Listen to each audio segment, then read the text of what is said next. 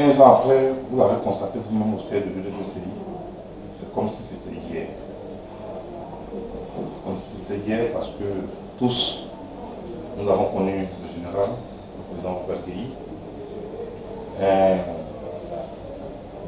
un homme très attachant, un homme très paternaliste pour nous autres, un homme aussi qui avait une grande conscience de la Côte d'Ivoire, mettait l'intérêt de ce pays au devant de ses propres intérêts même.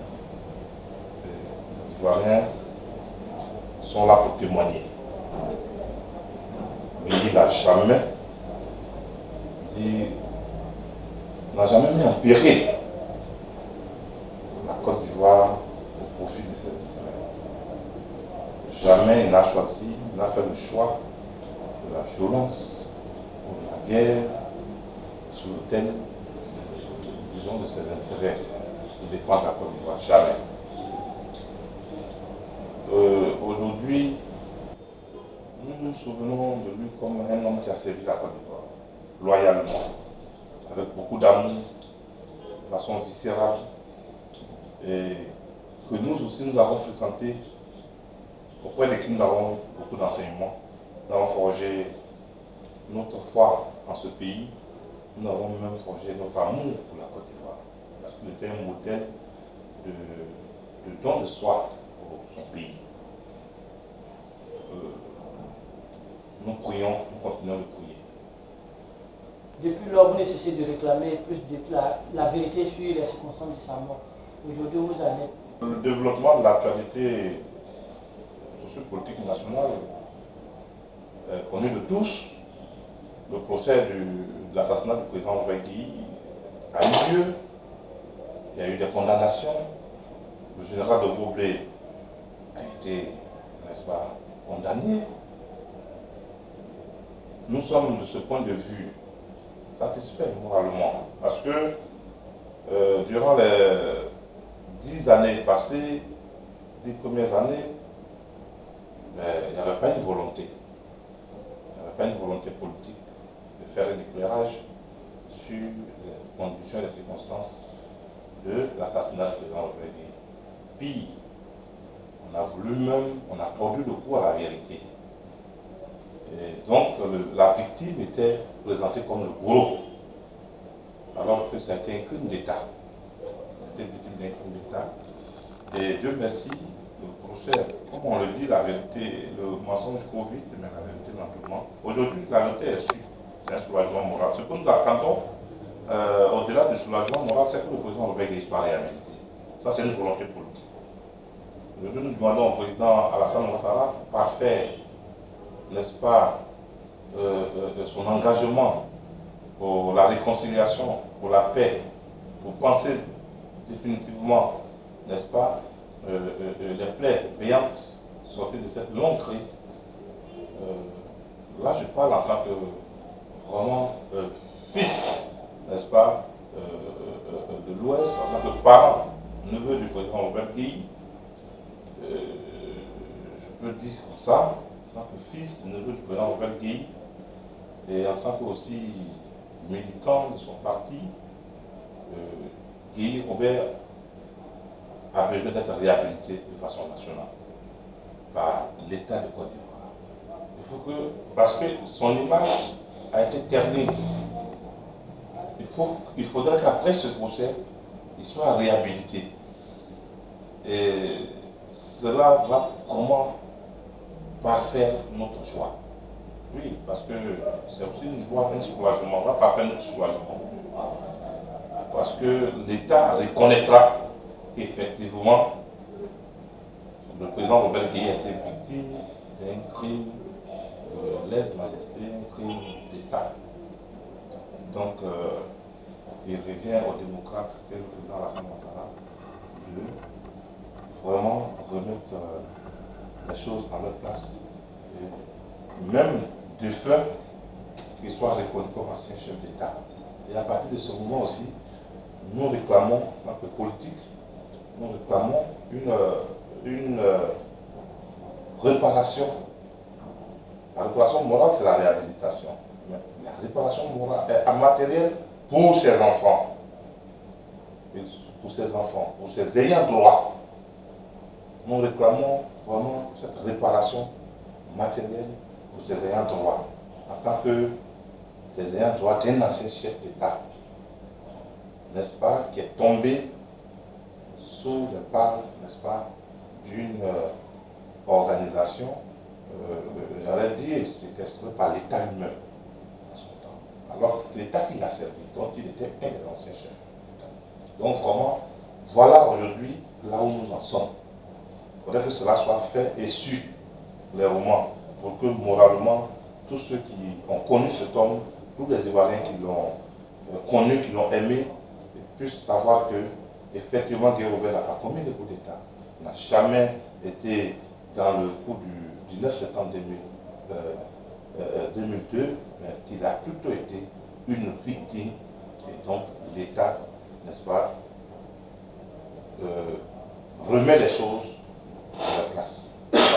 Et nous croyons que le président Alassane Ouattara peut le faire. Honorable, quand vous parlez de réhabilitation, concrètement, qu'entendez-vous par ce terme réhabilitation? Réhabilitation, vous savez, aujourd'hui, c'est dans la conscience publique, dans la conscience générale, dans la masse. Il faut clarifier. Il faut clarifier les choses. Le procès a eu lieu. C'est vrai, on a condamné des coupables. Oui. Mais l'État doit le réhabiliter. Vous savez, le statut d'ancien chef d'État s'accompagne d'une certaine reconnaissance de la part de l'État. Voilà. Donc, et à partir de cette reconnaissance, il y a des choses que l'État peut lui restituer par rapport à ses ayants droit. Mais tant que tu n'es pas réhabilité, voilà, parce que quand tu as servi l'État, en tant que chef de l'État, même si tu es mort, tes descendants, il y a des droits qui te reviennent. Même il y a des actions qu'on pose en hommage.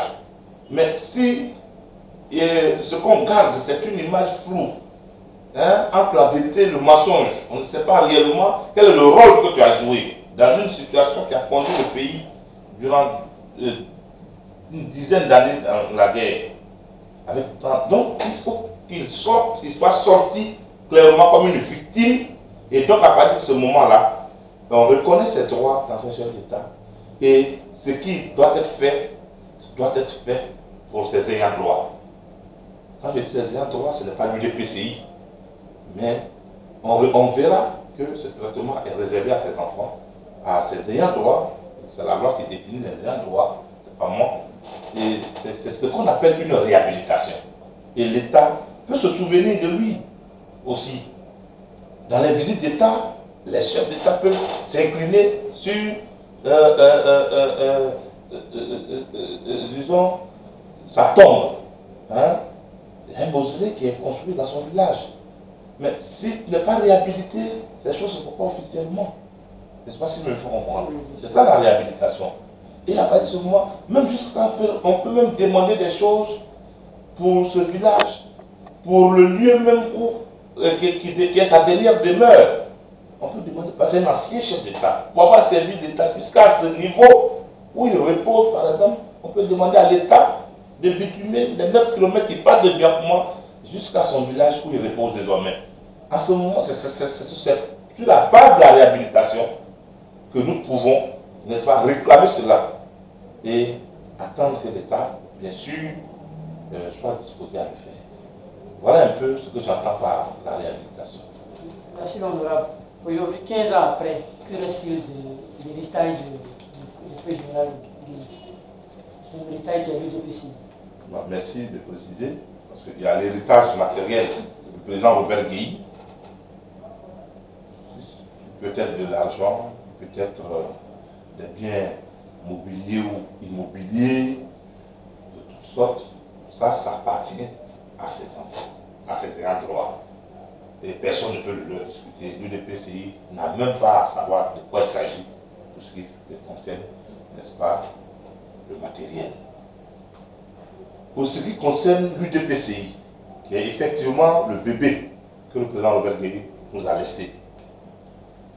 Nous sommes aujourd'hui à même de dire que le président Albert Traoré Mabré, qui a hérité le président Robert Gueye, a bien pris soin de ce bébé, qui a grandi et qui est aujourd'hui positionné en Côte d'Ivoire comme un parti conquérant, un parti qui compte, un parti, n'est-ce pas, qui a des élus disséminés à travers la Côte d'Ivoire. Nous pouvons dire que, après le président Robert Gueye, l'UDPCI, son parti, qui est désormais la vitrine et le porte-flambeau de son combat, et j'allais dire le porte-parole même de ses convictions politiques, de sa foi en une Côte d'Ivoire réconciliée.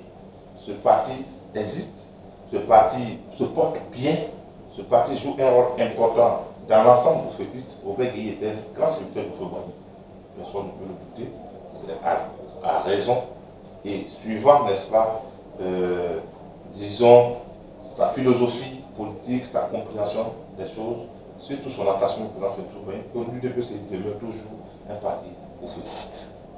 Et comment nous, en tant que responsables de ce parti, nous tirons le chapeau au président Albert Traoré Mabré, parce que ça n'a pas été facile. Ça n'a pas été facile. Après la mort du président Robert Gueye, le parti était mis à mort. Et beaucoup ont lutté avec le président Mabré en tête pour que ce parti existe aujourd'hui et un groupe parlementaire à l'Assemblée nationale. Tel que Gueye avait toujours. Gueye était battu avec un groupe parlementaire. Après lui, on a continué d'avoir un groupe parlementaire à la législature passée. Et l'UDPCI continue d'avoir encore un groupe parlementaire à cette nouvelle législature. Et compte parmi les partis, n'est-ce pas, de la grande alliance de RHDP. La dernière question. Aujourd'hui, on constate qu'il y a une crise au RHDP relative à la succession du président Alassane Ouattara. La position de l'UDPCI. Je pense que le dernier développement le plus récent de l'actualité politique depuis le congrès du RDR jusqu'à l'anniversaire de l'an 3 de l'appel de Daoukro, vous comprenez que vraiment il n'y a que des supputations. Dans le fond, il n'y a pas de crise. Dans le fond, il n'y a pas de crise. Et il n'y a que des supputations. Il faut suivre l'homme politique par son discours. Ne cherchons pas à lire dans la tête de l'homme politique. Tout ce qui se passe dans sa tête-là, il ne peut pas mettre ça en œuvre. C'est ce qu'il dit publiquement qui engage. Il engage et qui engage les militants. Et jusqu'à présent, le discours public, c'est un discours qui appelle à la cohésion, au renforcement du RHDP en vue de la conservation du pouvoir au sein du RHDP. Donc, c'est dans cette, j'allais dire, c'est dans ces signaux-là que nous engouffrons pour contribuer, n'est-ce pas, à travers notre président Albert Traoré Mabré, au renforcement de notre alliance, alliance qui devait pouvoir garantir la paix et le développement